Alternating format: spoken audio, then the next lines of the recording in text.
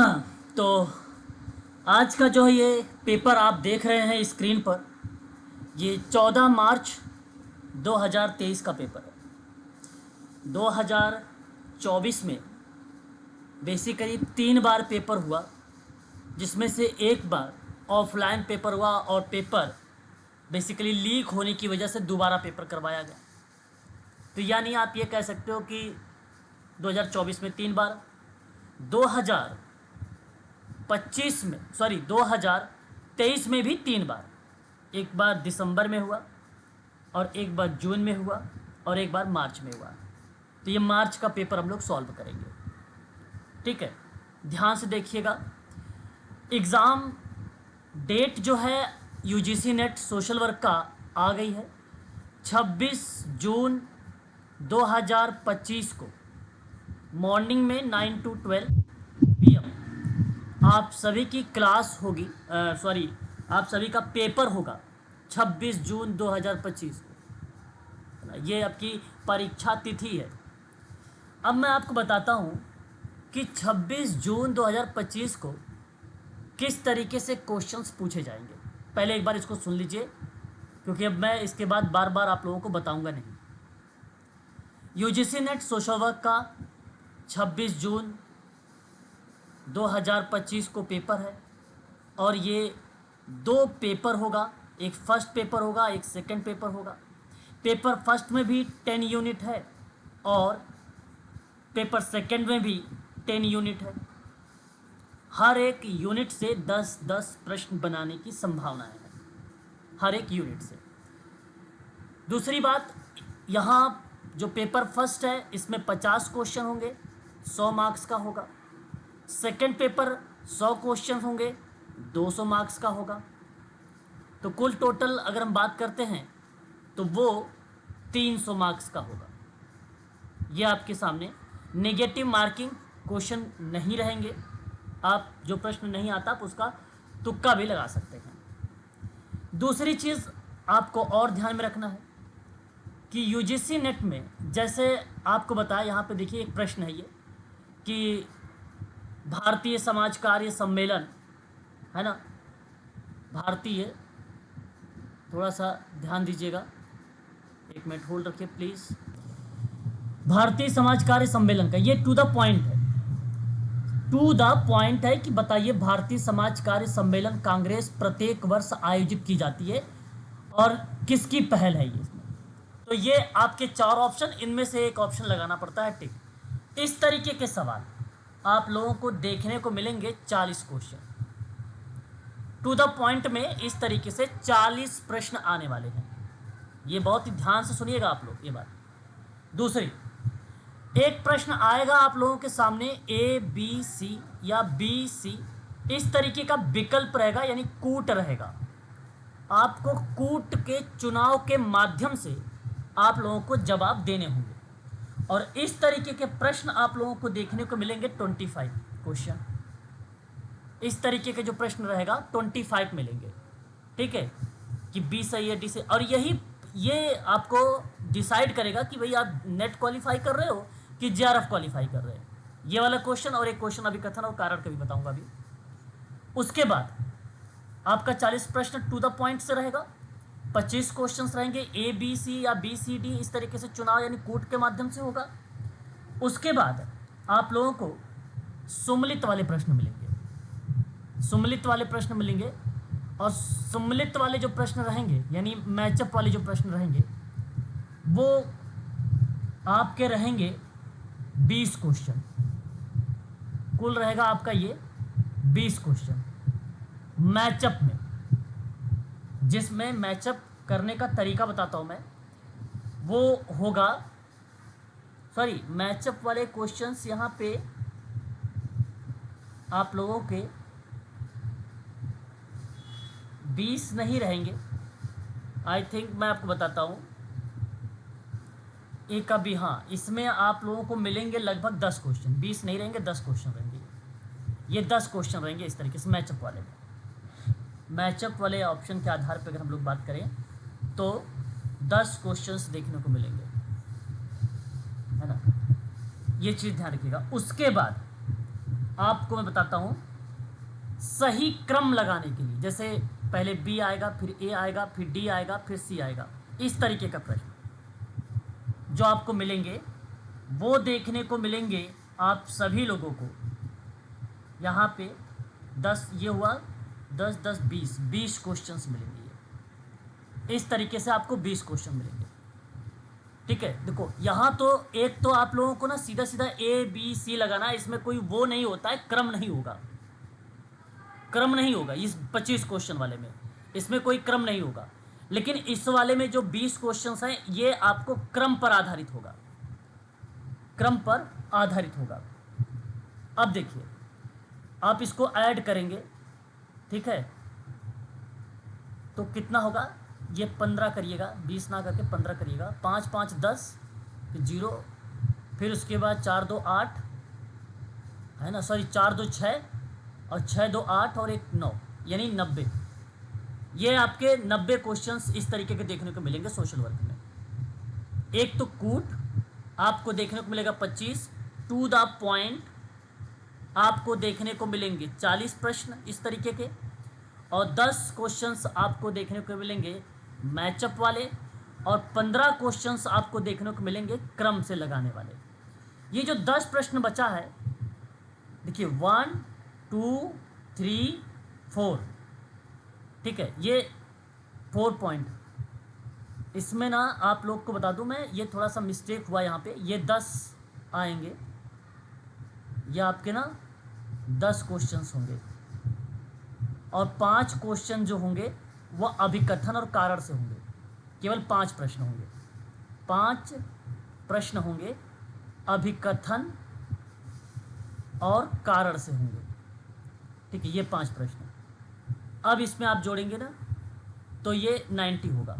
जो 10 प्रश्न बच रहे हैं गद्यांश में बनेंगे, और ये गद्यांश वाले में ये एक प्रश्न फैक्ट से रहेगा गद्यांश में, एक प्रश्न रहेगा आपका इस तरीके से जो है कूट के रूप में, एक प्रश्न रहेगा मैच के रूप में, और एक प्रश्न आपको मिलेगा सही क्रम के रूप में, और एक प्रश्न मिलेगा अभिकथन कारण के रूप में। 5 प्रश्न मिलेंगे, 2 गद्यांश रहेंगे, और 5 5 10, यहाँ पर आपकी ये 100 क्वेश्चंस कुछ इस तरीके के देखने को मिलेंगे। ये मैंने बताया है प्रश्न के पैटर्न, किस तरीके से प्रश्न आपके परीक्षा में देखने को मिलेंगे। ठीक है, ये चीज़ आप थोड़ा सा ध्यान में रखिएगा, है ना। इस बार जो परीक्षा होने वाली है 26 जून को, आपको यही पैटर्न मिलेगा। अच्छा, यहाँ तो मैंने क्रम से बता दिया है, वहाँ हो सकता है पहला वाला ही सवाल आप लोगों को मैचअप में मिल जाए, या हो सकता है अभिकथन और कारण में मिल जाए। अभिकथन और कारण में 5 प्रश्न देखने को मिलेंगे, ध्यान रखिएगा ये चीज़ आप लोग। ठीक है, अब चलिए, ये बात तो समझ में आ गई होगी आप लोगों को। यदि समझ में आ गया तो ठीक है, नहीं समझ में आया तो एक बार पूछ लीजिए, दोबारा बता देता हूँ प्लीज। समझ में आ गया है? जी सर, आ गया, आ जी गया सर, आ गया समझ में। ये सर आ गया समझ। अब देखिए अगला, भारतीय समाज कार्य सम्मेलन कांग्रेस प्रत्येक वर्ष आयोजित करती है, ये बात सत्य है। अब आपको ये बताना है ये किसकी पहल है, कौन कौन करता है समाज कार्य सम्मेलन कांग्रेस प्रत्येक वर्ष में जो आयोजित, वो कौन करता है। ये आपके सामने विकल्प होगा, तो जवाब क्या आपका आना चाहिए? NAPSWI sir. बिल्कुल दूसरा। यही भारत में व्यावसायिक सामाजिक कार्यकर्ता का राष्ट्रीय एसोसिएशन, ये जानते हैं, ये एक गैर लाभकारी और गैर राजनीतिक और राष्ट्रीय स्तर का संगठन है जो समाज कार्य व्यवसाय को बढ़ावा देता है। मानक को बनाए रखने के लिए ये समर्पित है। ये सामाजिक कल्याण, सामाजिक विकास के क्षेत्र में सेवा की गुणवत्ता में सुधार लाने का प्रयास करता है। ये चीज़ जरूर ध्यान में रखें। अगर आपके परीक्षा में यही सवाल आ जाए, स्थापना कब हुई? अरे भाई एक बार म्यूट हो जाइए प्लीज, अब बहुत ध्यान से सुनिए। अगर आपसे पूछा गया कि इसकी स्थापना कब हुई, तो आप सभी लोगों को जवाब देना होगा कि ये 2015 में ये जुड़ा था मैम IFSW से। ठीक है, देखिए एक बच्चा है जो म्यूट करवा दीजिए सर नहीं पहले। है। एक बच्चा, भाई क्या नाम है बताओ जरा। शालिनी सर। शालिनी प्लीज जरूर ध्यान रखिए। जो दूसरा प्रश्न यहाँ पर आया है सामाजिक बीमा और संबद्ध सेवा, जिसको आपने नाम बताया है social insurance and allied services. बोलने से क्या होता है, ये पॉइंट याद होती है लंबे समय तक ये, ठीक है। और ये रिपोर्ट बेसिकली प्रकाशित हुआ 1942 में। 1942 में इसका मुख्य उद्देश्य था कि युद्ध के बाद के ब्रिटेन में सामाजिक सुरक्षा प्रणाली के लिए एक खाका तैयार करना, यानी एक डिज़ाइन देना। तो रिपोर्ट में अक्सर बेवरेज रिपोर्ट के रूप में ये जाना गया और 1942 में इसको प्रकाशित किया गया, इस बात को जरूर ध्यान रखिएगा। और लेबर सरकार ने क्या किया, लेबर सरकार ने 1945 में, देखिए 3 साल बाद, ये आपके लिए थोड़ा सा एडिशनल जानकारी मिल गई कि 1945 में लेबर सरकार ने बेवरेज रिपोर्ट की सिफारिश के आधार पर एक राष्ट्रीय स्वास्थ्य सेवा और सामाजिक सुरक्षा प्रणाली स्थापित की थी, ठीक है। तो परीक्षा में सवाल बनेगा कि राष्ट्रीय स्वास्थ्य सेवा और सामाजिक सुरक्षा प्रणाली स्थापित किसने किया, तो लेबर सरकार। और कब स्थापित किया, तो 1945 में। ये बात ध्यान रखिएगा, काफ़ी इंपॉर्टेंट पार्ट रहेगा इस प्रश्न के आधार पे। तो कुछ नई चीज़ें मिल रही हैं, उसको आप लोग ध्यान दीजिएगा नई चीज़ों पर। सवाल नंबर 3, द फर्स्ट एडिशन, यहाँ पे देखिए, encyclopedia of social work in India के प्रथम संस्करण को किसके द्वारा प्रकाशित कराया गया था, ये सवाल आपके सामने है। प्लीज इसका जवाब बताएं। छोटा ऑप्शन है, नाम ले सकते हैं। शिक्षण मंत्रालय से। योजना आयोग। योजना आयोग।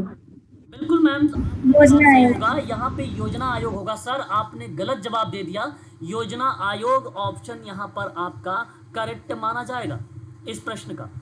भारत में समाजकार्य के विश्वकोश में पहला जो संस्करण बेसिकली प्रकाशित किया गया वो शिक्षा और समाज कल्याण मंत्रालय के द्वारा किया गया था, ठीक है। अब ऑप्शन में ये है नहीं, ठीक है, शिक्षा और समाज कल्याण मंत्रालय है नहीं ऑप्शन में।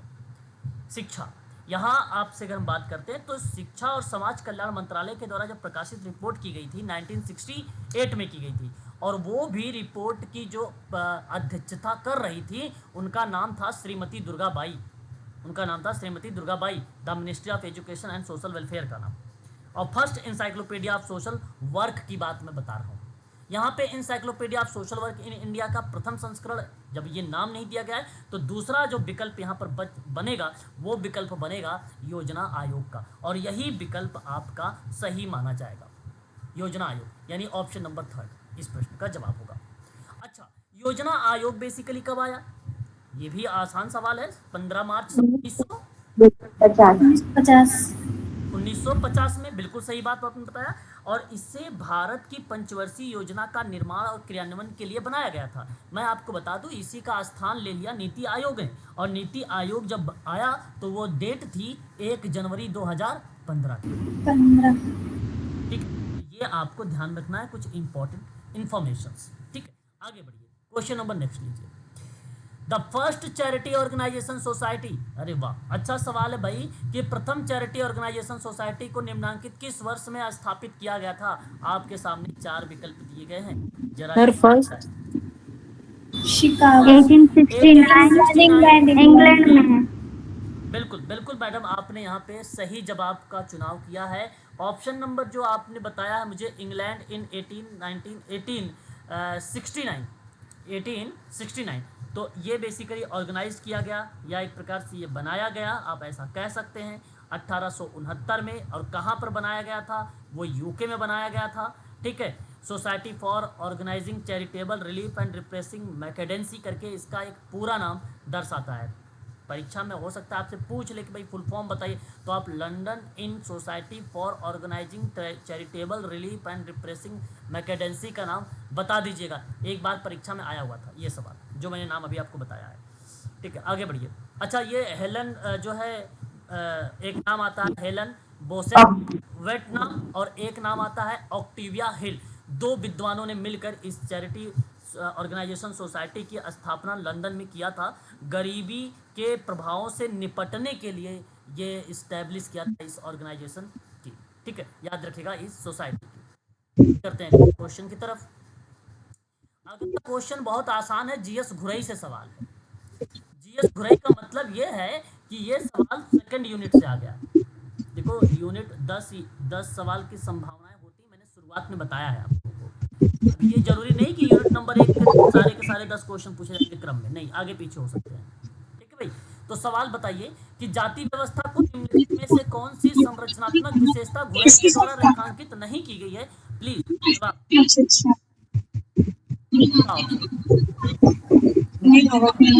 सर म्यूट करवा दीजिए, डिस्टर्बेंस हो कौन रहा है है। यार? ऑप्शन है कौन बच्चा है?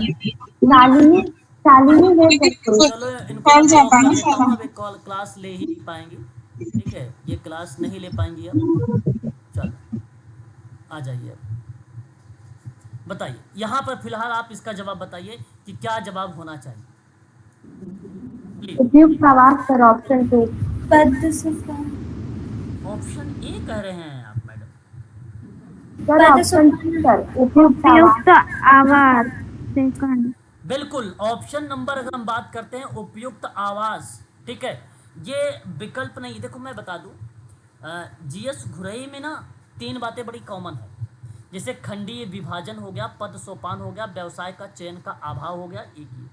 दूसरी तरफ अगर हम बात करते हैं जाति जन्म से निर्धारित होती है, ठीक है, ये बात सत्य है। जाति समूह अंतर विवाही होता है, ये भी बात सत्य है। और जातीय सदस्यता में भोजन और शेयरिंग यानी साझा करने के नियम भी शामिल है, ठीक है, तो वो चीज़ें शामिल होता है। बहिर्विवाह, जाति समूह में बहिर्विवाह नहीं, बहिर्विवाह जो पार्ट होता है उसके बारे में घुरई ने नहीं कहा है। और एक आपको अगर हम बात करें उपयुक्त आवास को लेकर, तो उपयुक्त आवास के बारे में भी जीएस घुरई महोदय ने नहीं बोला है। तो कुछ पॉइंट्स हैं उसमें ये बताने का प्रयास किया गया कि कौन कौन सी विशेषता लेकर आते हैं और कौन कौन सी विशेषता बेसिकली नहीं दिया गया है। इस तरीके के सवाल पूछा जाता है। तो जो उचित आवास है, जो उपयुक्त को हम लोग बोल रहे हैं यहाँ पर प्रॉपर एक प्रकार का आवास, तो उस परिस्थिति में इन्होंने कोई जिक्र नहीं किया है। यह संरचनात्मक विशेषता है एक प्रकार से। खंडीय विभाजन और पदानुक्रम और व्यवसाय का विकल्प ना होना, अंतर्विवाह, नागरिक और धार्मिक अक्षमता और विशेषाधिकार, ये 4-5 इनकी विशेषता बेसिकली बहुत फेमस रही है, याद रखिएगा। सही विकल्प होगा option number 7। Question number next देखिए, जैसे आपने अगर क्लास में मान लो इनकेस अगर कोई क्वेश्चन या ऑप्शन नहीं समझ में आया ऑप्शन, तो आप ना दोबारा वीडियो देख लिया करो, ठीक है, उससे समझ में वो चीज़ें आएंगी। अब ये रिकॉर्डेड क्लासेस हैं, आप दोबारा देख भी सकते हो। प्रतिमानों और मूल्यों का वह समुच्चय जो किसी समूह को बृहद समाज से अलग बनाता है। भैया ये तो बड़ा आसान सवाल है, एक लाइन का है, जब आप बताइएगा नाम बता के क्या होना चाहिए। उप संस्कृति। आसान सवाल, ऑप्शन 2 जवाब दिया। क्वेश्चन नंबर 6 का उप संस्कृति, और यहाँ पर यही विकल्प सही हो गया, ठीक है। तो मानदंड मूल्यों का एक ऐसा समूह जो समूह के बड़े समाज से अलग होता है या अलग करता है, उसे हम लोग बोलते हैं उप संस्कृति। और ये बात देखिए सही है, बड़ा समाज है, इससे आप अलग कर रहे हो, तो ये बेसिकली छोटी छोटी समाज बन रहे हैं या ग्रुप बन रहे हैं या संस्कृति या कल्चर बन रहा है छोटा छोटा, इसी को बोला जाता है उप, ठीक है। यहाँ एक शब्द देखिए बहुसंस्कृति, एक लाइन में बताऊंगा। ये बहुसंस्कृति क्या होता है, अनेक संस्कृतियों को क्या करता है, सह अस्तित्व के रूप में रखता है, अनेक संस्कृतियों को, इसीलिए उसे मल्टी कल्चर बोला गया। और पितृसत्तात्मक का मतलब क्या होता है, सामाजिक व्यवस्था है ये बेसिकली एक प्रकार की, और जहाँ सत्ता मुख्य रूप से पुरुषों के पास हो, सत्ता किसके पास हो, पुरुषों के पास हो, तो उसे हम लोग क्या बोलेंगे, पितृसत्ता। और व्यक्तित्व में क्या होता है कि जहाँ गुण व्यवहार को संदर्भित किया जाए उसे हम लोग व्यक्तिगत विशेषता के नाम से जानते हैं, या उसे हम लोग व्यक्तित्व के नाम से संबोधित करते हैं, ठीक है। तो सही विकल्प ऑप्शन नंबर 2 गया है अगेन, और इस प्रश्न को आप ध्यान रखिएगा।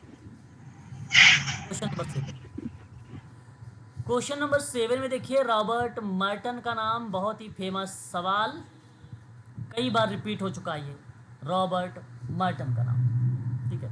तो प्लीज एक बार जवाब दीजिए। देखिए एक सवाल आ गया, 25 में से एक सवाल आपके सामने यहाँ पर आ गया, बताइए। ए और सामाजिक प्रकार को व्याख्यात किया है। ऑप्शन 3 ए और डी। मैनिफेस्ट और लेटेंट सर, सुस्पष्ट और अव्यक्त प्रकार। बिल्कुल मैडम, आपने सही जवाब दिया है और यही ऑप्शन ही आपका करेक्ट माना जाएगा। हालांकि आर के मर्टन के अनुसार प्रकट प्रकार के लेकर जब सवाल पूछे जाते हैं, प्रकट प्रकार, तो उसमें अभिप्रेरणा और स्वीकृति जैसे शब्द अस्पष्ट होते हैं, यानी उसको अस्पष्ट किया जाता है। आर के मर्टन ने प्रकट प्रकार के बारे में बताया है और अप्रकट प्रकार के बारे में बताया है। इसी क्रिया के संदर्भ में अगर हम लोग बात जब करते हैं तो ऑप्शन के रूप में या विकल्प के रूप में, ठीक है, ऑप्शन के रूप में या विकल्प के रूप में नाम आएगा आपका सुस्पष्ट प्रकार और अव्यक्त प्रकार। इसको हम लोग लेटेंट का नाम देंगे, ठीक है। याद रखिएगा, बहुत इंपॉर्टेंट शब्द है। विचलन पर मर्टन का एक सिद्धांत आया था, ये भी ध्यान रखिएगा।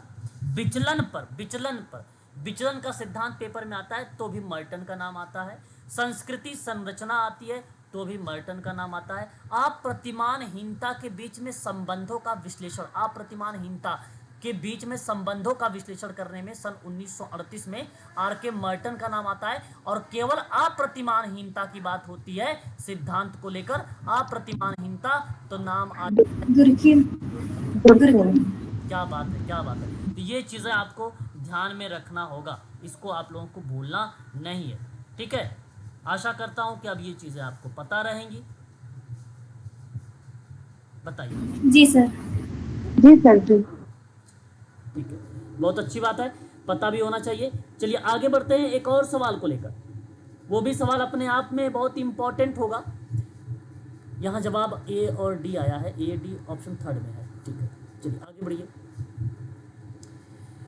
एक सवाल और देखिए आपके सामने, इंपॉर्टेंट और कई बार रिपीट। केवल कीवर्ड को अगर समझोगे तभी जवाब दे पाओगे, अन्यथा तो पीछे रह जाओगे आप। सवाल होता है, निम्नलिखित में से किसने भावनात्मक रूप से प्रकृति वाले बंधनों द्वारा बनाए या जुड़े हुए लोगों का एक लघु संघ हेतु क्या बनाया गया प्राथमिक समूह शब्द, और ये शब्द किसके द्वारा प्रयुक्त हुए हैं? C.H. कुले। C.H. कुले, चार्ल्स हटन कुले, बिल्कुल सही जवाब, option number second is the right answer. Question number next, देखिए ये सवाल बड़ा अच्छा है। कहता है किसका आदर्श वाक्य है भिक्षा के बिना सहायता था? भिक्षा के ऑक्टेविया हिल। ऑक्टेविया हिल। एक्टिविया हिल का नाम आया है, और यदि आपने यहाँ पर एक्टिविया हिल का नाम का चुनाव किया है तो सही जवाब दिया है ऑप्शन नंबर फर्स्ट, ठीक है। ये विकल्प आपका सही है। अब सुनिए, भिक्षा के बिना सहायता एक आदर्श वाक्य है और ये एक्टिविया हिल का था, जो किफ़ायती आवास के विकास में एक प्रमुख व्यक्ति और समाज कार्य में अग्रणी थी। यह एक्टिविया हिल एक महिला है, ठीक है। और यह केवल दान पर निर्भर रहने के बजाय अगर व्यक्तियों को आत्मनिर्भर बनाया जाए, सशक्त बनाया जाए, तो बड़ी अच्छी बात है। ये कहने का भाव था एक्टिविया हिल महोदय का, ठीक है। याद रखिएगा। मैरी रिचमंड केस वर्क के जनक हैं, और social diagnosis, from to charity, social case work, जो है फ्रेंडली विजिटर, जैसे 3 पुस्तकों में इनका नाम आ जाता है।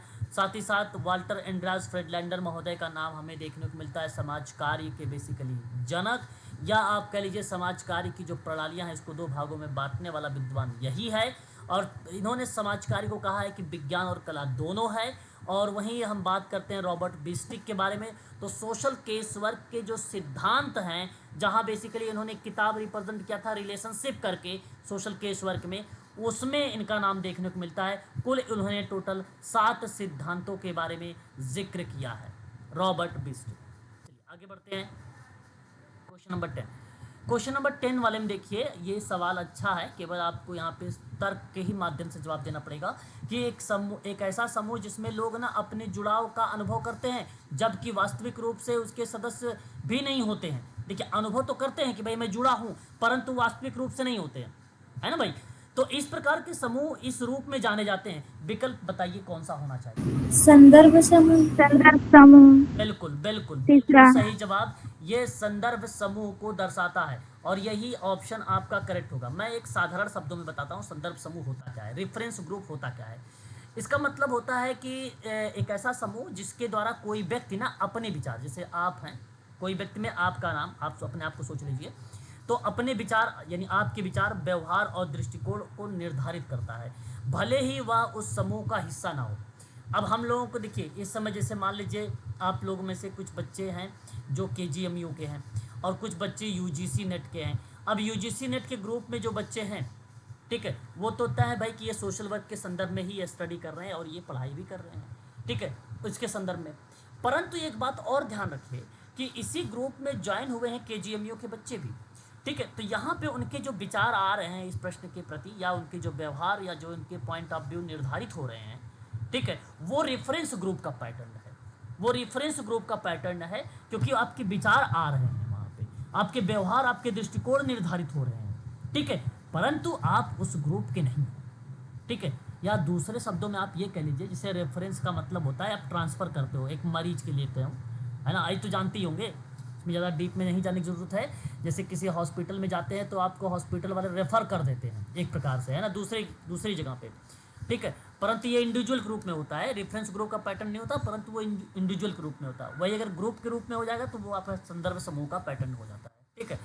एक सवाल देखिए, डगलस का नाम बहुत ही फेमस है, वो नाम हमें देखने को मिलता है कहाँ पर, समूह कार्य में। डगलस, ऑथर डनहम अलग हैं, जिन्होंने बेसिकली 28 सिद्धांत दिया था कम्युनिटी वर्क में, वो अलग पैटर्न है उनका।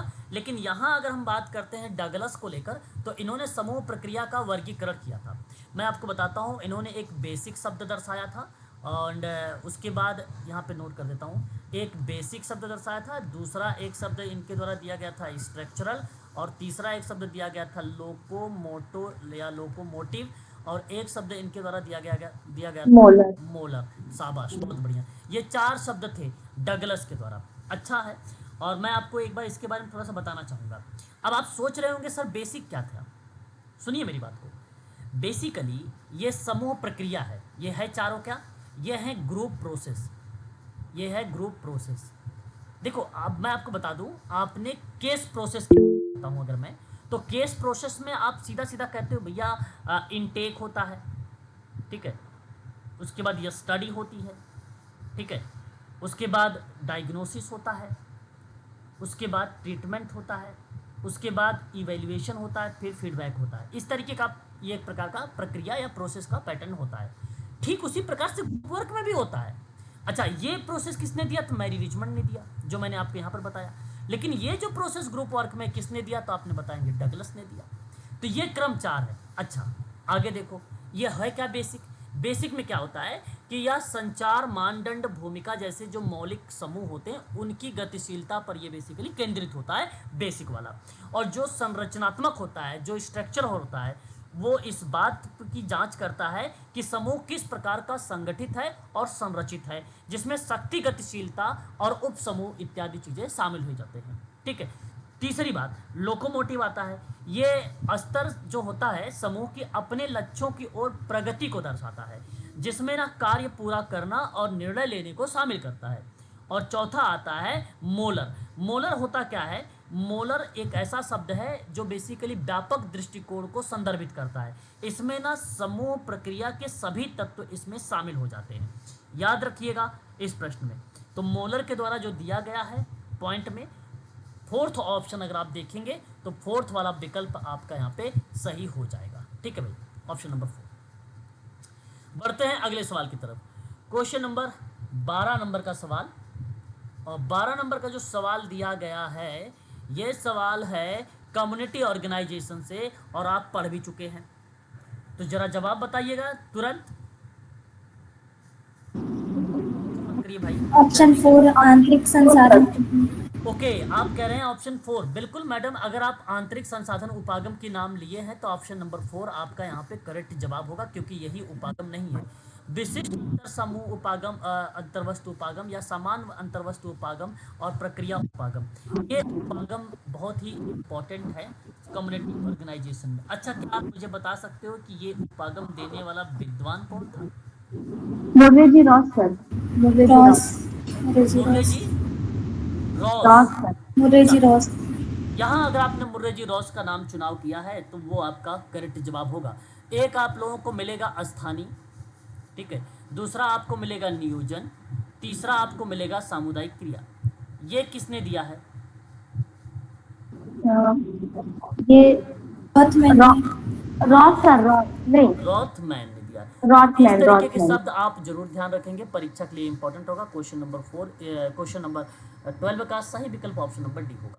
अगला सवाल क्वेश्चन नंबर 13, और ये देखिए आसान सवाल। मैं चाहूंगा कि आप लोग बताइए। Social work and social action मैं पढ़ा चुका हूँ नामक पुस्तक प्रस्तुत है। सामाजिक क्रिया का सिद्धांत का प्रयोग महात्मा गांधी। महात्मा गांधी। अच्छा, अगर महात्मा गांधी नहीं होता तो इसके अलावा किसका नाम होगा? सर एच.वाई. सिद्दीकी भी है सर, और एच.वाई. सिद्दीकी और एलेंस्की भी है, एलेंस्की भी है, हाँ? Saul Alinsky sir.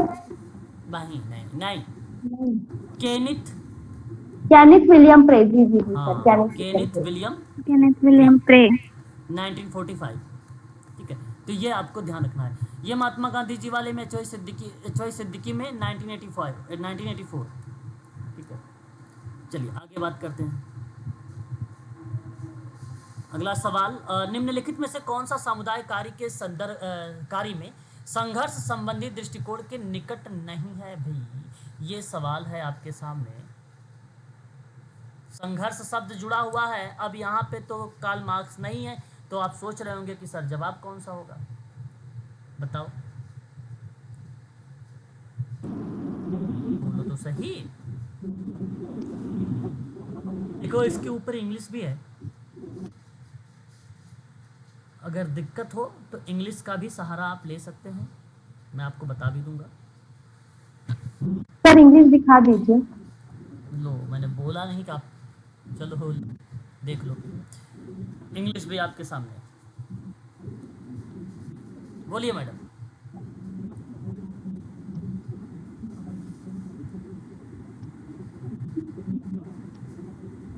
नाम क्या होना,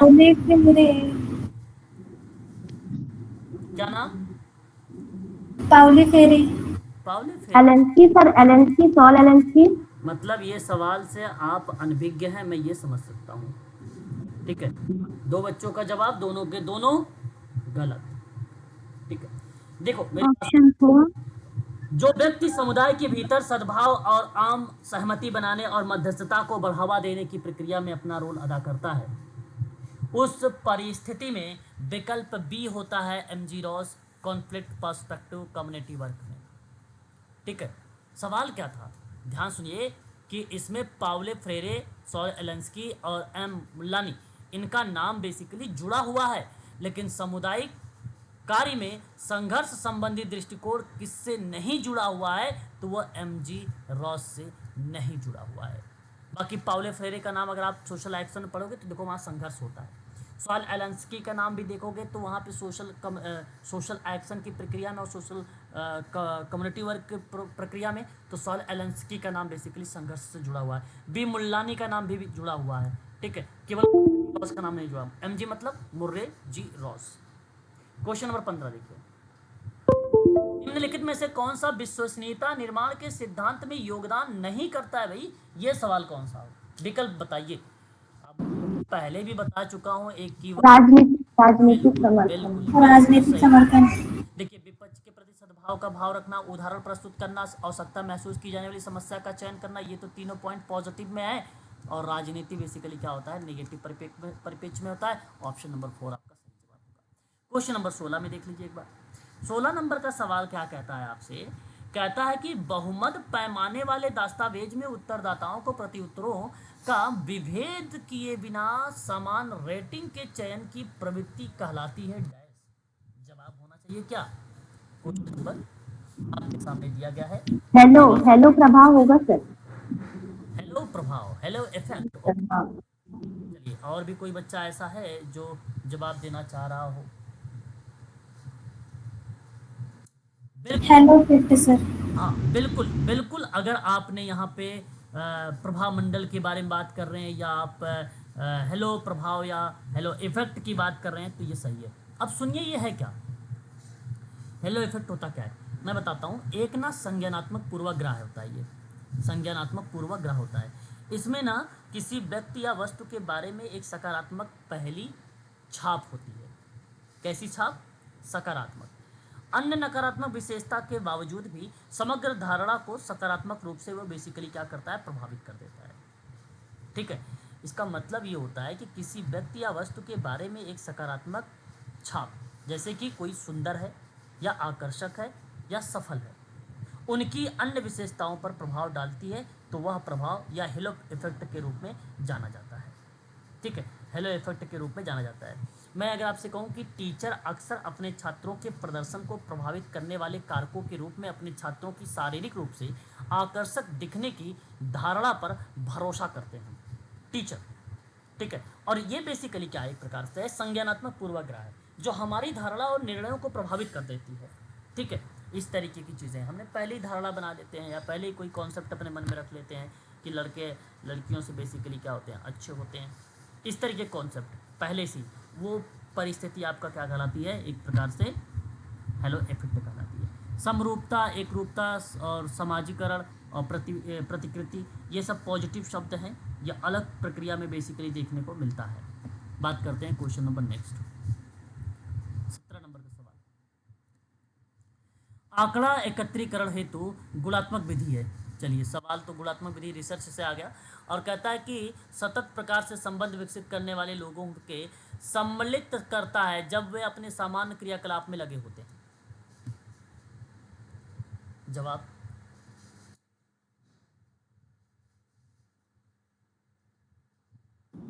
observation sir, participant observation, option third. बिल्कुल सहभागी प्रेक्षण। बिल्कुल, वर्णित गुणात्मक विधि सहभागी अवलोकन है। सहभागी अवलोकन मतलब सहभागी प्रेक्षण। इस विधि में ना आप अध्ययन करते हैं, लोगों के रोजमर्रा के जीवन में शामिल होते हैं, उनका अवलोकन करके उनके साथ बातचीत करते हैं, जबकि अपनी सामान्य दिनचर्या में व्यस्त रहते हैं। और इसी क्रिया को हम लोग बोलते हैं गुणात्मक के रूप में। बाकी सारे इंटरव्यू, ग्रुप एक प्रकार से सेंट्रल डिस्कशन है, इंटरव्यू है, ये सब प्रक्रियाएं जो हैं बेसिकली अलग रूप में दर्शाती हैं। ठीक है, तो इस प्रश्न का विकल्प के रूप में अगर आप चुनाव कर रहे थे तो जो ऑप्शन नंबर 3 का आपने चुनाव किया है वही विकल्प आपका सही माना जाएगा, है ना। प्रतिभागियों के साथ बातचीत शामिल होता है तो उस इंटरव्यू होता है, और किसी विशेष मुद्दा पर चर्चा होता है तो लोगों को एक साथ कलेक्ट या इकट्ठा करके तो वो आपका केंद्रित समूह चर्चा होता है। इंटरव्यू का समय या इंटरव्यू की अनुसूची की बात आती है तो इसका मतलब है कि साक्षात्कार के दौरान पूछे जाने वाले प्रश्नों की संरचित रूपरेखा संदर्भित होती है, ना कि स्वयं किसी पद्धति को रिप्रेजेंट करती है। तो सही विकल्प option number 3। Question number next देखिए, 18 नंबर का सवाल, आसान सवाल है ये। किसी स्वैच्छिक संगठन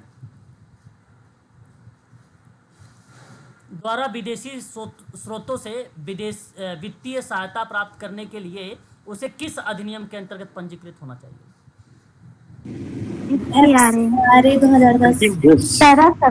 पैरा FCRA। हाँ, विदेशी योगदान एवं विनिमय अधिनियम 2010, विकल्प जाएगा ऑप्शन नंबर बी, ये वाला ऑप्शन सही होगा। ये आपको ध्यान रखना होगा। मैं आपको 2-3 बातें बताना चाहूँगा और अधिनियम के बारे में। जैसे एक आयकर अधिनियम है 1961 का, ठीक है, और बहुत इम्पोर्टेंट है 1961 का ये एक्ट। और बेसिकली ये दर्शाता, जानते हो क्या है, भारत में उत्पन्न आय पर लगाए गए जो टैक्स हैं उसके अधिरूपण और प्रशासन, संग्रह, वसूली की देखरेख करता है ये एक्ट। आय पर कर देता है या लेन देन की बात करना या टैक्स अधिकारों का आकलन करना, इस तरह की क्रिया जो है इसके संदर्भ में शामिल किया गया है। ठीक है, तो वो चीज़ें आप लोगों को ध्यान रखना, ये टैक्स के संदर्भ में बातें बेसिकली दर्शाई गई। और इसमें अगर आप लोगों से अध्याय को लेकर पूछा जाए कि भाई कितने अध्याय बनाए गए हैं इस आयकर वाले में, ठीक है, तो उस परिस्थिति में आप क्या बताएंगे? 23 अध्याय बनाए गए हैं। ठीक है, 23 अध्याय दर्शाए गए हैं और इसमें धारा कितनी बनाई गई हैं? तो 298 धाराएं इसमें बनाई गई हैं। तो धाराएं पूछ सकता है, अधिनियम अध्याय पूछ सकता है, ये आपको ध्यान रखना है। और भारत में आयकर अधिनियम की स्थापना किसने की थी? तो आयकर अधिनियम पारित हुआ था 1 अप्रैल 1962 में भारत में। ये भारत की जब बात होती है तब, तो भारत में 1962 में लागू हुआ और पारित इसने भारतीय संसद ने किया था, भारतीय संसद ने किया था। ये दो बातें ध्यान रखिएगा इंडिया के संदर्भ में। सर ये फेमा बता दीजिए सर एक बार। फेमा, बिल्कुल सुन लीजिए। ठीक सर। फेमा, फेमा बेसिकली क्या है, ये विदेशी विनिमय प्रबंधन है एक प्रकार का। मैं सन 1999 में आया था फेमा। फेमा कब आया था? 1999 में आया था। भारत में ना विदेशी मुद्रा लेन देन को नियंत्रित करता है। विदेशी मुद्राओं को लेन देन का बेसिकली क्या करता है, वो नियंत्रित करता है। ठीक है, भारत में जो विदेशी मुद्रा बाजार है उसको व्यवस्थित करना या उसको विकास करना या उसके रखरखाव की बात करता है। बाहरी जो व्यापार है, जो भुगतान है, उसको सुविधाजनक बनाने का काम करता है फेमा। ठीक है मैडम, ये याद रखिएगा फेमा को लेकर। जी सर जी। देखिए, डैश का लक्ष्य प्रतिभागी विषय यानी जो है टॉपिक के बारे में कौन सा अनुभव करते हैं कि इसका निष्कर्ष निकालने एवं समूह की सर्वसम्मति प्राप्त करने का ध्यान किए बिना इसके संदर्भ में प्रतिप्रेक्षों की सीमा मतलब रेंज का पता लगाता है। अच्छा ये बताइए सही विकल्प क्या होना चाहिए?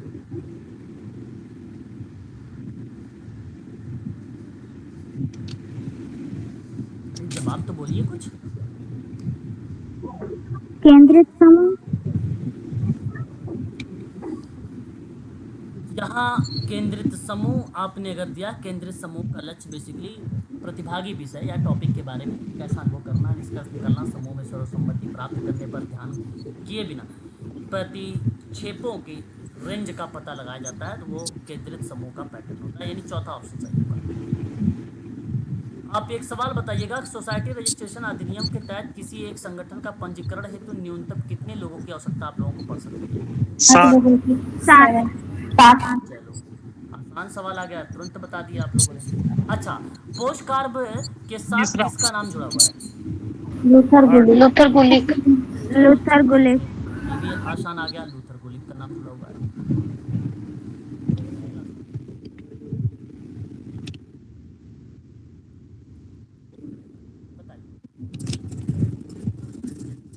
निम्नलिखित संगठनों में से अलाभकारी संगठन के रूप में मान्यता प्राप्त है। ऑप्शन सी भारतीय। ऑप्शन सी धारा 8 के अधीन कंपनी अधिनियम 2013 वाला। अच्छा, जानते हैं इस धारा के तहत कौन से बोर्ड रजिस्टर्ड, परंतु वो 1956 में था। वो धारा 25 के तहत, धारा 25 के तहत समाज कल्याण बोर्ड। केंद्र समाज कल्याण बोर्ड, केंद्रीय समाज कल्याण बोर्ड। हाँ सही जवाब। अगला सवाल दीजिए, एक और जवाब मुझे। यहाँ पे देखिए, कहता है नवीनतम मानव विकास रिपोर्ट 2020 और 21 का। अच्छा भैया, ठीक है, सवाल तो ठीक ठाक लग रहा है और अच्छा भी है। ठीक है, आगामी परीक्षा के लिए। फिर कहता है कि भारत की रैंक 181 देशों और क्षेत्रों में 132 है। मानव विकास रिपोर्ट 2019 की तुलना में मानव विकास सूचकांक बेसिकली के मान डैश में दर्ज की गई है, तो बताइए किस रूप में दर्ज किया गया है? अल्प वृद्धि। अल्प वृद्धि। अल्प वृद्धि। चलिए, मानव विकास रिपोर्ट में भारत 191 देश, अब तो हम लिखेंगे 191 देश, और क्षेत्रों में 132वें स्थान। ठीक है, जहाँ पे HDI का जो मूल्य है, HDI मानव विकास रिपोर्ट, HDI ह्यूमन डेवलपमेंट इंडेक्स 0.633, ये आपको दर्शाना है। ठीक है, इसके संदर्भ में।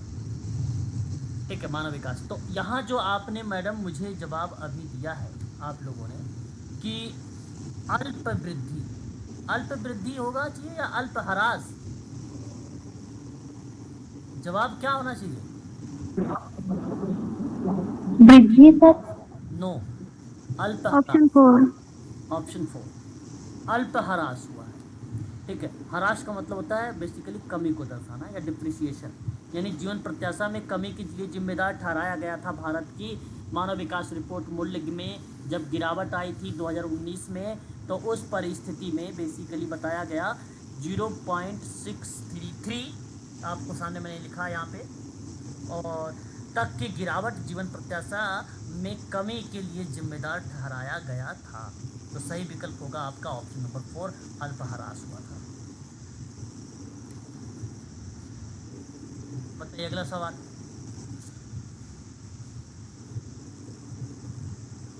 योजना आयोग को नीति आयोग के रूप में पुनर्निर्मित किया गया भैया 1 जनवरी 2015 को। बताइए पूरा नाम। National institution for transforming India. यानी आप जवाब देना चाह रहे हो सी। तीसरा डी सर। नहीं सर, हाँ सी। हाँ सी आए, एक पे तो हो जाओ। ठीक है, ऑप्शन नंबर 3 ये सर।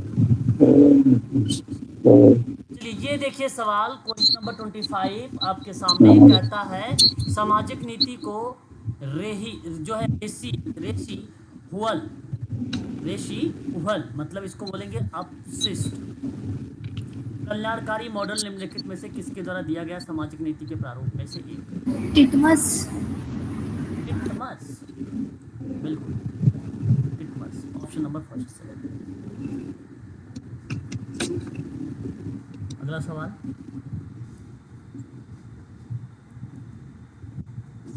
अगला सवाल। महात्मा गांधी राष्ट्रीय ग्रामीण रोजगार गारंटी अधिनियम 2000 निम्नलिखित में से किसे 100 दिनों की रोजगार की गारंटी प्रदान करता है? बताइए। जिन्होंने निश्चित परिश्रमिक पर अकुशल कार्य करने के लिए स्वेच्छा से पंजीकृत हुए हैं जी। किया गया है या किया हुआ है? तो सही विकल्प आपका तीसरा है। क्वेश्चन नंबर 27, निम्नलिखित में से किस पंचवर्षीय योजना के अंतर्गत न्यूनतम आवश्यकता कार्यक्रम का शुभारंभ हुआ था? बताइए कौन सी योजना? सोच के जवाब। सर 5वीं, 4थी। हाँ तो 4थी 5वीं 2 बच्चों ने जवाब दिया है, लेकिन 5वीं सही होगा।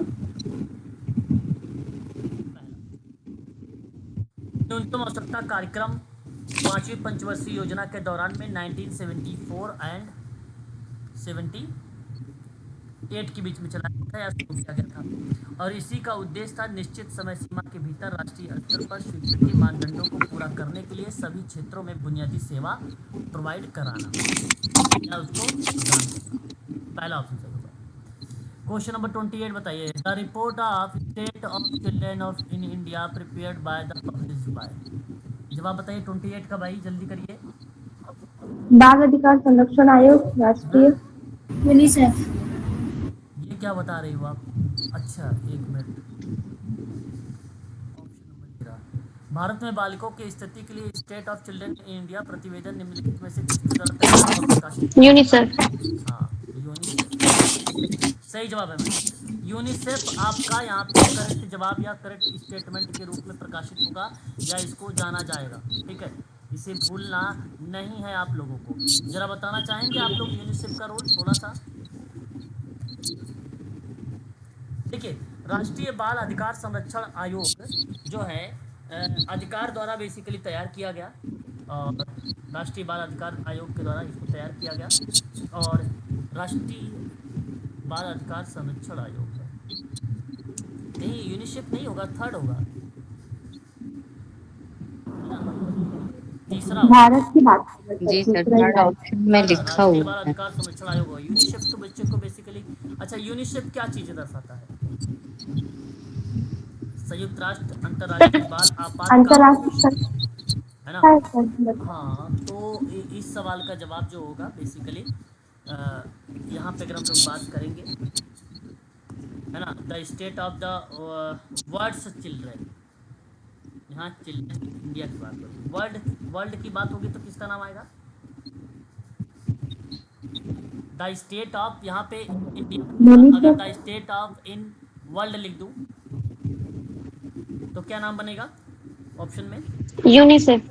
हाँ ये बात आपने सही जवाब दिया है, तब बन जाएगा यूनिसेफ। और जब इन इंडिया दिया है तब आपको ऑप्शन नंबर 3 लगा देना है। 2 सवाल यहाँ पे तैयार हो गए। Question number 20।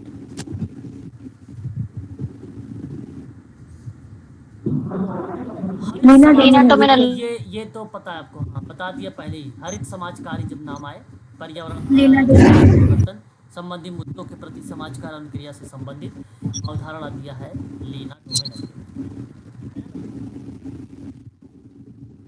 डोमेन।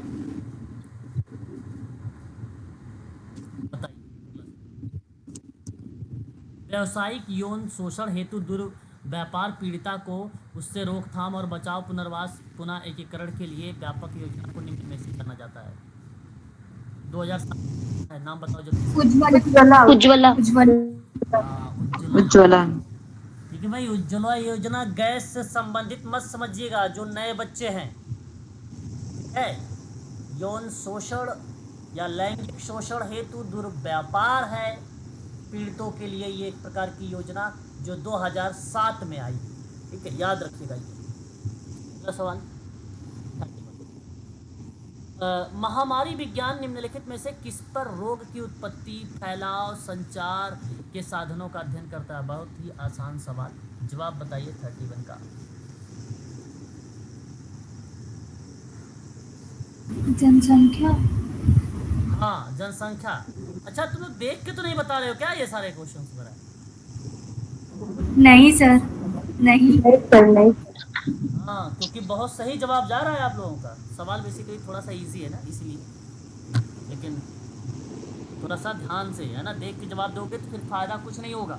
ठीक है, कोई मतलब नहीं निकलेगा। चलिए, इस सवाल का जवाब आपने सही बताया है कि महामारी विज्ञान में रोग की उत्पत्ति, फैलाव और संचार के साधनों का अध्ययन जनसंख्या पर किया जाता है। महामारी विज्ञान जो है जनसंख्या में बीमारियों के वितरण, आवृत्ति और निर्धारकों का अध्ययन होता है। महामारी विज्ञान का उद्देश्य बीमारियों की रोकथाम और नियंत्रण के लिए रणनीति विकसित करता है। ठीक है, इस पर आप लोगों को अधिक बल देना चाहिए और सही जवाब होगा ऑप्शन नंबर आपका सी। पहला ऑप्शन बता दे थोड़ा सा, व्यक्तियों पर क्यों लिखा है? देखो, अगर व्यक्तियों पर महामारी विज्ञान हेतु व्यक्तियों में बीमारी के व्यक्तिगत मामला अध्ययन होकर होता है, दो चीजें दर्शाती। अच्छा, सामान्य व्यक्ति, असामान्य व्यक्तियों पर, असामान्य व्यक्तियों का अध्ययन जैसे विशिष्ट कोई रोग है, शारीरिक स्थिति वाला कोई रोग है, ठीक है, तो हम लोग उस पर फोकस करते हैं असामान्य व्यक्तियों पर। वृद्ध व्यक्ति, बीमारियों का अध्ययन जैसे उम्र से संबंधित रोग महामारी विज्ञान के अध्ययन के हिस्से हो सकते हैं, तो उस प्रक्रिया में ये चीज़ें शामिल होता है। सही विकल्प ऑप्शन नंबर तीसरा ही यहाँ पर करेक्ट होगा। बताइए, एक मुदालियर एक कमेटी है जो 1962 में आई थी, वो निम्न में किस रूप से जाना जाता है या किस रूप में जाना जाता है, ये बताएगा आप। स्वास्थ्य सर्वेक्षण एवं नियोजन समिति। बता रही हैं क्या मैडम? बताओ भाई, आप लोग से कोई और बच्चा। जी सर, सही है। सही है। स्वास्थ्य सर्वेक्षण एवं नियोजन समिति, अच्छा मुदालियर आया था भाई 1962 में। ठीक है, भारत में स्वास्थ्य क्षेत्र में प्रदर्शन का आकलन करने के लिए स्थापित हुआ था। ठीक है, ये चीज़ जरूर ध्यान रखिएगा। अच्छा, मैं आपको एक और बात बताता हूँ। समिति उच्च शिक्षा के लिए यूजीसी यानी यूनिवर्सिटी ग्रांट कमीशन की स्थापना के लिए जो जिम्मेदार थी यूजीसी के लिए, यूजीसी उच्च शिक्षा के लिए, और उस प्रक्रिया में उसकी स्थापना हुई थी 1956 में। बैंकिंग क्षेत्र सुधार समिति की बात करते हैं तो ये बैंकों में जो है सुधारों के लिए जिम्मेदार होता है। संरचना सुधार समिति की बात अगर हम करते हैं तो वहाँ पे समिति टैक्स के संरचना में सुधार के लिए जिम्मेदार है। ठीक है, तो ये अलग अलग पार्ट है। सही जवाब होगा ऑप्शन नंबर। अगला सवाल बताओगे। तो वयो अभ्युदय योजना लाभार्थी निम्नलिखित में से कौन सा होना चाहिए? भाई नाम बता दो, किससे संबंधित है? अटल वरिष्ठ नागरिक। वरिष्ठ नागरिक। अच्छा जी, वरिष्ठ नागरिक का नाम आपने लिया है, बताओ बता रही हैं मैडम? वरिष्ठ होना चाहिए या ट्रांसजेंडर होना चाहिए या युवा होना चाहिए, जी क्या होना चाहिए? जी सर। वरिष्ठ होगा। वयो बोल रहा ना, वरिष्ठ वयो। सर। हाँ, वरिष्ठ नागरिक यहाँ पे होना चाहिए। आपने सही जवाब दिया है। वरिष्ठ नागरिकों के लिए बेसिकली आश्रय, भोजन, चिकित्सा, देखभाल, मनोरंजन के अवसर इत्यादि चीज़ें जो है प्रोवाइड कराया जाएगा। भारत में वरिष्ठ नागरिकों के कल्याण के लिए, सशक्तिकरण के लिए बढ़ावा देने वाली एक सरकारी पहल है जिसका नाम है अटल वयो अभ्युदय योजना। अच्छा, ये योजना बेसिकली लाई कब गई थी भाई, बताओ? ये तो आसान था, आपने बता दिया कि ठीक है वरिष्ठ नागरिकों के लिए, लेकिन ये कब शुरुआत हुई थी? 2021 में सर। 2018। 2021 में अप्रैल 2000। अगला सवाल,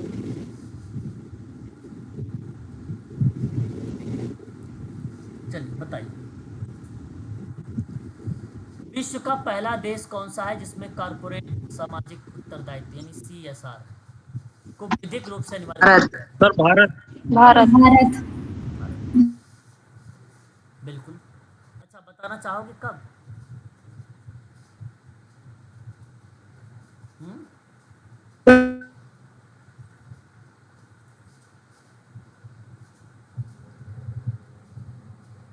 क्या करो मैडम? सर आप 1 अप्रैल। कब आया ऐसा पूछे क्या? हाँ हाँ हाँ, 1 अप्रैल। 2013 से। पता था तो बताना चाहिए था ना। नहीं सुना था क्या आपने? विश्व का पहला देश सर 13 है क्या? नहीं। 14। हाँ 14, 13 नहीं। 13 में भारत ने कंपनी अधिनियम जो 2013 है उसकी धारा 135 आती है, उस माध्यम से CSR लागू किया गया था। ठीक है, जो 2013 का एक्ट उसे लागू किया गया था। स्टार्ट तो 2014 में हुआ, प्रभावी हुआ 2014। चलिए क्वेश्चन नंबर बताइए 35। भारतीय संविधान का कौन सा अनुच्छेद केंद्र सरकार की शैक्षिक संस्थानों में प्रवेश हेतु आर्थिक रूप से कमजोर वर्गों के आरक्षण प्रदान करता है? ये तो बड़ा आसान सवाल बन गया भाई। शिक्षा आर्थिक रूप से कमजोर, EWS था ना, 16 साल। पढ़ाया था EWS के। 16 का फोर्स। भाई क्या कर रहे हो यार? 16 का 4 कोई बच्चा बता रहा है। हाँ, EWS 16 का 16 4 सर आरक्षण। 16 का हाँ 6 है, हाँ सर। सॉरी 15 का 6। 16। नहीं सर आरक्षण तो 16 का 4, 16 4 आएगा सर। 15 का तो वो भेदभाव रहित वाला है। 16 में आरक्षण और 16 में EWS है। शाबाश, बहुत बढ़िया बहुत बढ़िया। अरे भाई मैंने अभी आर्टिकल आप लोगों को पढ़ाया है। 15 में एक 3 इम्पोर्टेंट बताया था आपको, 15 का 4 भी बताया था, 15 के 6 मैंने अलग से आपको EWS नोट करवाया है, अलग से EWS।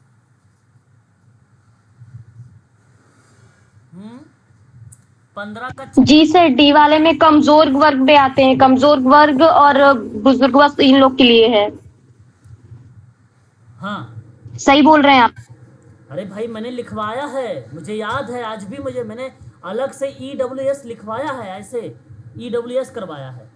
15 का 6 भारत के संविधान का अनुच्छेद 15 का 6 में ये प्रदान किया गया है। और मैं आपको बता दूं 103 नंबर का जो संविधान संशोधन 2019 में हुआ, उसी के माध्यम से इसमें संशोधन करके एक नया खंड जोड़ा गया, और वो खंड था राज्य को शैक्षिक संस्थान में आरक्षण और केंद्र सरकार की नौकरियों में रोजगार सहित EWS की उन्नति के लिए विशेष प्रावधान करने में सक्षम रहा है। 15 का 6 विकल्प होगा सेकंड। ठीक है भाई, क्लियर हुआ? अब गलत मत करिए इस तरीके के सवाल। Oh sorry. जी सर। हैं, चलो फिर तो आगे बढ़ते हैं। देखो यही छोटी छोटी गलतियां 2 नंबर गया है ना। मानवाधिकार की सार्वभौमिक घोषणा अंगीकरण किस वर्ष में हुआ था, जरा जवाब बताइए। ये भी पढ़ाया है अभी, जल्दी, कल या परसों। 1948। 1948 में सर। पक्का? बताओ। लॉक। Yes sir. दिसंबर 1948। एक सर 1948 ही करेक्ट जवाब होगा मैडम, आपने सही जवाब दिया। ठीक है भाई, चलो आगे बढ़िए। क्वेश्चन नंबर आता है 37 में। चलो एक बार और दिमाग लगाओ।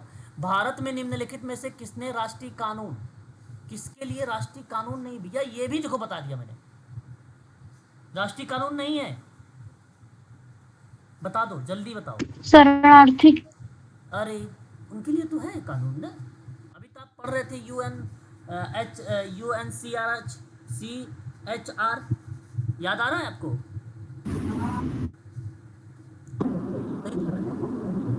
परंतु इसका सही विकल्प होना चाहिए ट्रांसजेंडर। शरणार्थी। अच्छा वो तो नहीं विधायी सर, संवैधानिक ट्रांसजेंडर विधान के है। लिए तो ओके कानून आ ओके गया ओके। सर। ट्रांसजेंडर नहीं होगा, सही कह रहे हैं आप मैडम, शरणार्थी होंगे, शरणार्थी होंगे। ठीक है, वो जो है बेसिकली अभी हमने, जैसे अभी हाल ही में हमने UNCRH के बारे में पढ़ा था, आप लोगों को याद भी होगा, है ना? याद है? जी सर, हाँ। United Nations high commissioner for refugee, है ना, ये पढ़ा था। और वो बेसिकली एक एजेंसी है, कानून थोड़ी ना है ना, पूछा गया कानून। वो एक एजेंसी है जिसकी स्थापना 1950 में की गई थी, है ना, United nation high commissioner for refugee. चलो दूसरी बात याद हो गई, परंतु यहाँ सही जवाब होगा बी, यानी सेकेंड। मुझे लग रहा था ट्रांसजेंडर, है ना, कि उनके लिए भी कानून आ गया, शरणार्थी। है ना, आए नहीं आ गए। चलो ये बताइए, जी सर, 2019 में आ What गया। does the term sea box? Sea box. Sea box. 38। नाम बताइए जल्दी।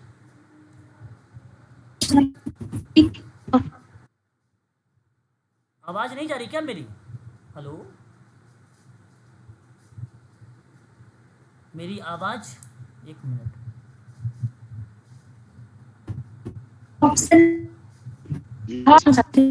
थोड़ा सा नेटवर्क इश्यू नारे है। चला दिया।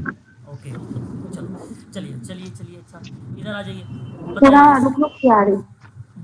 आवाज रुक के आ रही थी। ठीक है, अभी सही हो गया होगा। तो सी बॉक्स शब्द का मतलब है कार्य, थर्ड ऑप्शन। उसका मतलब सेक्शन। होता है कार्य स्थल पर यौन उत्पीड़न से संबंधित शिकायतों की रिपोर्ट या रिपोर्टिंग और प्रबंधन के लिए एक दादा पानी किधर है इधर? प्रणाली। पानी इधर है क्या पीने वाला? पानी पानी चल, पानी।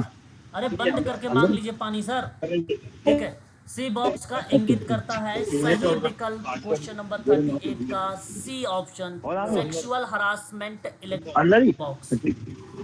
ठीक है, यह आपका करेक्ट जवाब हो जाएगा।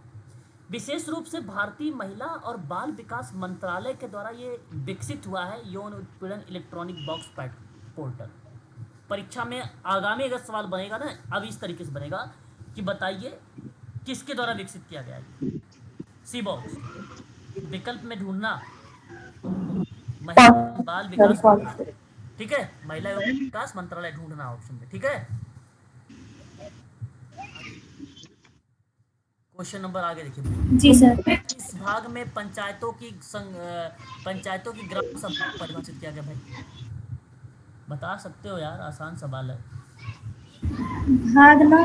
9 9 हाँ हाँ, भाग 9। भाग भाग 5। सही बता रहे थे, भाग 9। फर्स्ट वाला है सर। हाँ, भाग 9 में बताया गया है, फर्स्ट वाला। इसमें जानते हो 243 से लेकर 2 बी। ओ तक,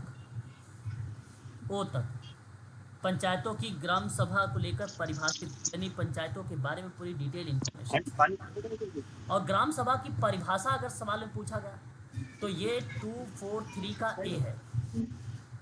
अनुच्छेद, अनुच्छेद नहीं पूछा गया, भाग पूछा गया। अगर अनुच्छेद पूछाएगा तो कौन सा नाम बताओगे, ये बताना। 243 का ए और भाग पूछा गया 9 बताएगा। चलिए अगला सवाल, 40 नंबर का सवाल देखिए। अच्छा, हम लोगों ने थोड़ा सा तेजी दिखाया है ना सवालों में, 40 नंबर के सवाल पे आ गए भाई, सही बात है। चलो फिर देखो, भारत संविधान द्वारा अल्पसंख्यक के हितों के संरक्षण, अल्पसंख्यक हित के क्या करना है, संरक्षण निम्नलिखित में से किस भाग के रूप में प्रदान किया गया है, जरा बताएं। अल्पसंख्यक आया है ना, तो सोच के बताइएगा, क्योंकि मैं अनुच्छेद भी लिखवा चुका हूँ। सर सेकंड अनुच्छेद 29। अनुच्छेद 29, अनुच्छेद 29। सभी लोग इससे सहमत हो ना? 29, 30 यानी, जी सर। चलो ठीक है, लगा दीजिए पहले वाले ऑप्शन को, जहाँ संख्यक को लेकर बात की गई थी, संस्कृति भाषा लिपि से संरक्षित का अधिकार, वो आपको दर्शाता है 29, और एक होता है 30, और वो बताया गया है अल्पसंख्यक को अपनी पसंद के शिक्षा संस्थान को स्थापित करना और चलाने का अधिकार देता है। चलाना अगर है तो चलाना, ठीक है, तो याद रखिएगा संस्थान वगैरह को चलाने के लिए आर्टिकल 30 आता है, लेकिन अगर बात करते हैं इनके हितों को लेकर तो आर्टिकल 29 आता है। आगे देखिए, पहला ऑप्शन सही है। आगे, ये भी सवाल आसान है लग रहा है, आप लोग बता दोगे। अब ये 40 जो प्रश्न थे, ये 40 प्रश्न थे टू द पॉइंट। अब आया आपके सामने 41 नंबर का सवाल। अब इसमें करना है कूट का भी। चलिए जरा बताइएगा आप सभी लोग कि आयुष्मान भारत प्रधानमंत्री जन आरोग्य योजना किन किन चीज़ों से संबंधित है। पहला आपके सामने कहता है कि राष्ट्रीय सार्वजनिक स्वास्थ्य कार्यक्रम है, बिल्कुल सही बात है। निःशुल्क स्वास्थ्य बीमा तक पहुंच प्रदान करता है, बिल्कुल सही बात है। फिर कहते हैं निम्न आय प्राप्तकर्ताओं को शामिल करता है, बिल्कुल सही बात है। सामाजिक बीमा सिद्धांत पर आधारित है, नहीं, ये आप हटा दीजिए। देखिए किसी ऑप्शन में ए बी सी है, अगर है तो वही ऑप्शन सही है। सेकंड ऑप्शन, दूसरा, दूसरा वाला विकल्प जो है यहाँ पे, ये आपका सही माना जाएगा। ठीक है भाई, तो याद रखिएगा इस प्रक्रिया को, ध्यान रखेंगे। और अच्छा, आयुष्मान भारत योजना जानते हैं आप सभी लोग, भारत सरकार के द्वारा स्वास्थ्य योजना है एक प्रकार की, जिसे 23 सितंबर 2018 में, और उस समय वित्त मंत्री कौन थे जानते हैं आप लोग? अरुण जेटली। अरुण जेटली। तो आर्थिक, जैसे आर्थिक रूप से जो कमजोर लोग थे उनके स्वास्थ्य के बीमा मुहैया कराने की बात की गई थी। अब जैसे सामाजिक बीमा स्वास्थ्य की बात कर रहा था तो ये गलत था, अगर यहीं पर कह देता EWS तो सही हो जाता, तो क्या हो जाता, सही हो जाता। ठीक है, ये सवाल ध्यान रखते हैं, डी वाला तब सही हो जाता है। अगला सवाल, क्वेश्चन नंबर 42, जवाब बताइए। सामाजिक सुधार का चरित्र चित्रण, सामाजिक सुधार का चरित्र चित्रण निम्नलिखित रूप में किया जा सकता है। क्या? पहला कहता है किसी सामाजिक बुराई, सामाजिक समस्या के विरुद्ध आंदोलन, यह हो सकता है भाई सामाजिक सुधार चरित्र चित्रण का पार्ट है। फिर कहता है कि विद्यमान व्यवस्था को पुनर्संरचना और परिवर्तित करना, ये तो पॉजिटिव है, शब्द ही है, 100% ये आपका सही है। विद्यमान संरचना को बनाए रखने की बात करता है, बिल्कुल, जब दूसरा सही तो सॉरी 1 मिनट, व्यवस्था में पुनर्संरचना या परिवर्तन करता है, विद्यमान संरचना और व्यवस्था को बनाए रखना ये गलत काम करता है, उसकी तो पुनर्संरचना होती है। ठीक है, ये गलत होगा, सी वाला गलत होगा। सशक्त नेतृत्व की उपस्थिति यहाँ शामिल रहेगी, काट दीजिए, A B D को रख लीजिए। सेकंड ऑप्शन, अच्छा सेकंड ऑप्शन आ गया, दूसरा, हाँ दूसरा ऑप्शन सही होगा। ठीक है, यहाँ देखो मैं बी और सी को समझा देता हूँ, बी और सी वाले विकल्प को समझा देता हूँ। ठीक है भाई, सुनिएगा ध्यान से। जो बी विकल्प है ये कहता है कि विद्यमान व्यवस्था, मतलब ऑलरेडी कोई व्यवस्था है उसमें उस है शामिल, और उस व्यवस्था की पुनर्संरचना की बात कर रहा है। मतलब किसी भी प्रणाली ढांचे को संशोधित करना, सुधारना, पूरी तरह से बदल देना, ये बात ठीक है, और ऐसा होता भी है ना, ऐसा होता भी है, तो उसको पूरी तरह से बदल देना। लेकिन जो बी वाला विकल्प, सी वाला जो विकल्प है, सी वाले विकल्प में बताया गया विद्यमान संरचना और व्यवस्था को बनाए रखना, मतलब किसी संगठन, प्रणाली या प्रक्रिया को उसी रूप में बनाए रखना जैसे कि वो पहले से है, जो पहले से है वैसे बनाए रखना। ठीक है, बनाए रखो आप, लेकिन सामाजिक सुधार के दृष्टिकोण में था। अरे भाई सामाजिक सुधार है तो जाहिर सी बात है विकास होगा, पैटर्न में परिवर्तन होगा ना, पुनर्संरचनाएं होंगी, तो वो सही माना जाएगा। जो पहले था वो अभी, जैसे सती प्रथा पहले थी, आज भी सती प्रथा है क्या? बोलो। नहीं सर। जब नहीं है तब क्यों समाज सुधार के चरित्र चित्रण में आप शामिल करेंगे व्यवस्था को बनाए रखना? नहीं ना, तो सी को हटाओ, बात खत्म। ठीक है, आगे बढ़िए। Question number next, question number 43 number का सवाल देख लो एक बार। अंतर्राष्ट्रीय श्रम संगठन जानते हैं आप सभी लोग, ILO, सन 1919 में क्या हुआ था ये संगठित? बताइए, इसके द्वारा उन्नति शिष्ट कार्य के 4 स्तंभ कौन कौन से हैं? बहुत ही आसान स्तंभ हैं, उन स्तंभों के नाम आप बताइए। 4 स्तंभ हैं। ABCD वार्ता निवेद। अच्छा, आप EBCD कह रहे हैं, रोजगार का सृजन करना, ठीक है, रोजगार, ILO रोजगार के अवसर प्रोत्साहन देना, उद्यमशीलता को बढ़ावा देने का काम करता है, ठीक है। काम पर अधिकारों की गारंटी देना, यानी श्रमिकों का अधिकार की बात करना, ठीक है। मौलिक अधिकार और सिद्धांतों को बढ़ावा देता है, स्वतंत्रता, समानता और उन्हें प्रभावी ढंग से क्रियान्वित करता है, यानी ये भी है। सामाजिक सुधार यानी सामाजिक संरक्षण होगा ना, सामाजिक संरक्षण, ठीक है। एंड सामाजिक संरक्षण का मतलब कि सुरक्षा को कवरेज करना, प्रभावशीलता को बढ़ाने का काम करना। संघवाद, सामाजिक संघवाद या संवाद, मतलब श्रम नीति कार्यक्रम को विकसित करना और विचार को ध्यान में रखना। यानी क्या होना चाहिए यहाँ पर, क्या सवाल होना चाहिए, प्लीज एक बार बताइए, थोड़ा सा ये कंफ्यूज कर रहा है सवाल। क्वेश्चन नंबर, सामाजिक संरक्षण हटाइए, वार्ता को क्या बोलेंगे, संवाद बोलेंगे ना, हाँ, ई को रखिए, ठीक है भाई। सामाजिक सुरक्षा हो गया आपका पहला, एक हो गया सामाजिक सुरक्षा, और सामाजिक हम लोग बोल सकते हैं श्रमिक संघवाद, यानी सी, तो सी भी है, ए भी है, बी भी है और ई भी है। ये वाला ऑप्शन देखिए कहीं पर है क्या? नहीं नहीं नहीं, सी को, सी तो ऑप्शन 4, डी, डी, हाँ ऑप्शन 4, ऑप्शन 4, डी नहीं रहेगा इसमें, ऑप्शन 4।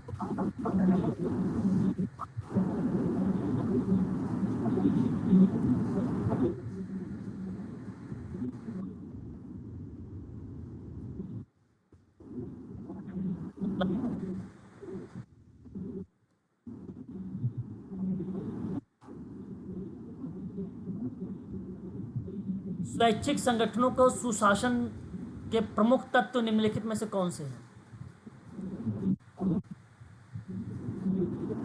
सहभागिता, उत्तरदायित्व, पारदर्शिता, ABCE। हाँ, और सही कह रहे हो आप, ABCE। कहाँ ऑप्शन में है? D, 4th। ये ऑप्शन सही है। चलिए ये बताइए, क्वेश्चन नंबर 45 का जवाब क्या होगा? सामाजिक डार्विनवाद के पक्षधर कौन कौन कौन बताइए। स्पेंसर सुमनर। दो ही,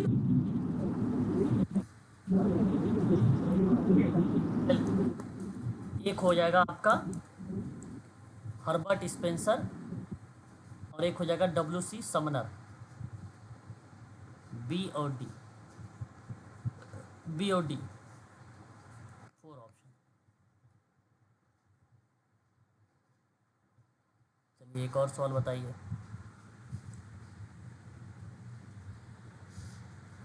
पारिवारिक चिकित्सा यानी फैमिली थेरेपी चिकित्सकीय उपागम का संकलन जिसमें निम्नलिखित शामिल है, क्या होना चाहिए?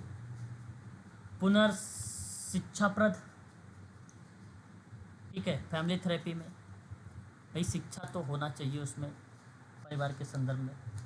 दूसरा व्यक्तिगत परामर्श भी होना चाहिए फैमिली में, ये भी शामिल रहेगा। तीसरा परिवार दंपत्ति ABCD होना चाहिए, ठीक है, ये भी शामिल होना चाहिए। सामूहिक चिकित्सा भी शामिल होना चाहिए।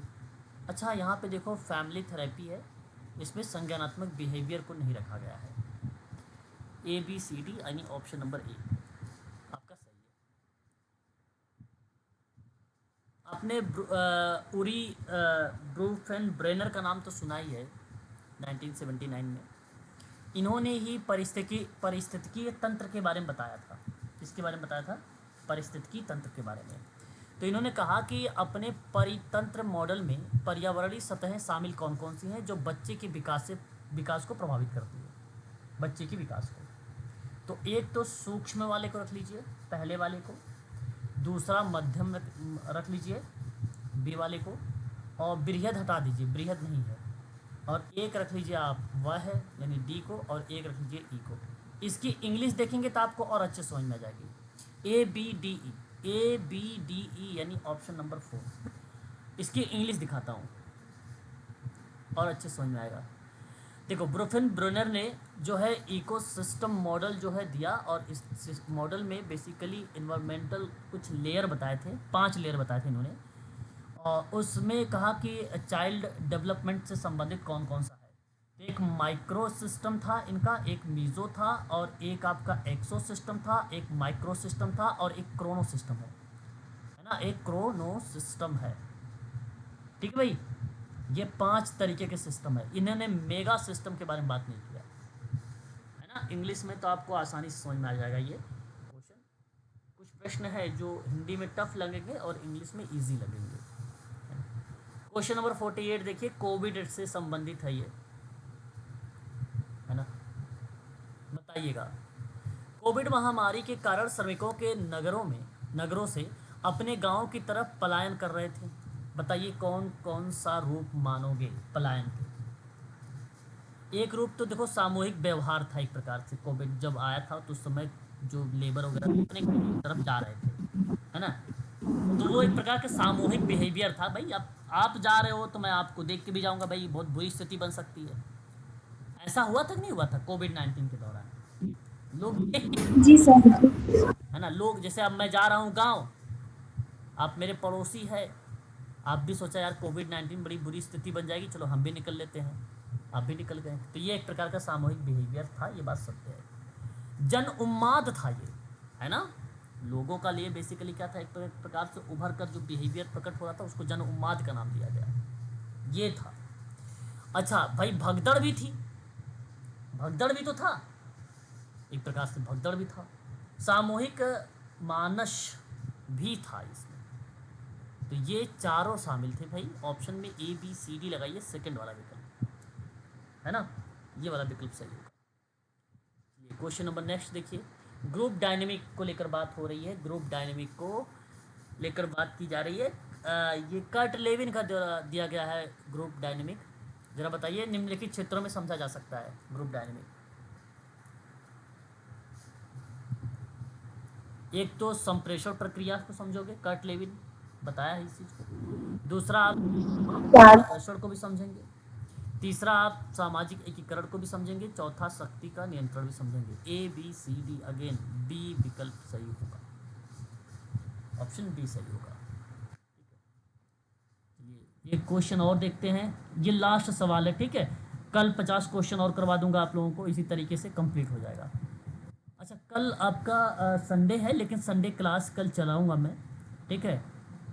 कल मैं संडे क्लास चलाऊंगा और वो भी आप लोगों के लिए मैराथन चलाऊंगा, ठीक है, पेड बच्चों के लिए। कल यूनिट नंबर 9 समाप्त कर दूंगा, ठीक है। यूनिट नंबर 9 समाप्त हो जाएगा कल की क्लास। बहुत अच्छा मौका है, कल संडे भी है, प्लस में आप समझ लीजिए यूनिट नंबर 9 का आपका पूरा डिटेल यहाँ पे कवर हो जाएगा कल। ठीक है, क्लास रहेगी आपके लगभग 11 AM से। ठीक है, 11 AM से क्लास रहेगी। इसे प्रकार के प्रश्नों के परिणाम भ्रमित करने वाले अथवा अनुपयुक्त उत्तर वाले हो सकते हैं। अच्छा भाई देखो, परिणाम जब प्रश्नों के आधार पे हम बात करते हैं तो भ्रमित करने वाले प्रश्न हो सकते हैं और अनुपयुक्त उत्तर वाले भी प्रश्न हो सकते हैं। तो उस पैटर्न में ये किस किन चीज़ों को शामिल करोगे? एक तो डबल बैरेड प्रश्न में अगर हम बात करें, डबल मीनिंग निकलेगी उस चीज़ को। आप भ्रमित वाले प्रश्न डी भी आएगा, उत्तर वाले हो सकते हैं, संकेतक भी आएगा। यानी आपका सी तो सही है। और अगर आप सी को सही कर रहे हो तो संकेत वाला भी, संकेत भी भ्रमित कर सकता है आपको, यानी डी वाला। तो सी और डी ही करेक्ट होगा, केवल ऑप्शन नंबर ए। ठीक है, यहाँ अब जाके आपके 50 क्वेश्चंस कंप्लीट हुए। अभी देखिए इस तरह के कूट वाले प्रश्न आपके सामने लगभग 15 बचे हैं, ये वाले। प्लस में आपका जो सुमिलित करने वाले प्रश्न थे वो बचे हुए हैं, प्लस क्रम में लगाने वाले प्रश्न वो बचे हुए हैं, अभिकथन और कारण वाले प्रश्न बचे हुए हैं। तो ये चीज़ें कल 50 में और कवर हो जाएंगी। ठीक है, कल 50 में ये सारी चीज़ें कवर हो जाएंगी। ठीक है, अभी के लिए आज के लिए इतना ही रखेंगे क्लास हम लोग, बाकी कल क्लास करेंगे। और आप लोग पेपर फर्स्ट ज़रूर पढ़िएगा। ठीक है, समय निकाल कर पेपर फर्स्ट को ज़रूर देखिएगा, क्योंकि 50 में से अगर 25-30 प्रश्न अगर आप सही करेंगे तो आप फाइट में रहोगे, इसमें कोई दो राय नहीं। अगर आपने पेपर फर्स्ट में 50 क्वेश्चन में से 25 से लेकर 30 प्रश्न अगर आप सही करते हैं तो नेट JRF के फाइट में रहेंगे, अन्यथा नहीं रहेंगे। पहले इसी बता दे रहा हूँ मैं आपको, कम है। ठीक है, आज तारीख है 7 जून, 26 जून का एग्ज़ाम है। कुछ 18 से 19 दिन बच्चे पड़े हैं आपके पास, समय कम, और इसकी वजह से आप पेपर फर्स्ट पढ़ लीजिए। 18-19 घंटे ही केवल पढ़ लीजिए बस।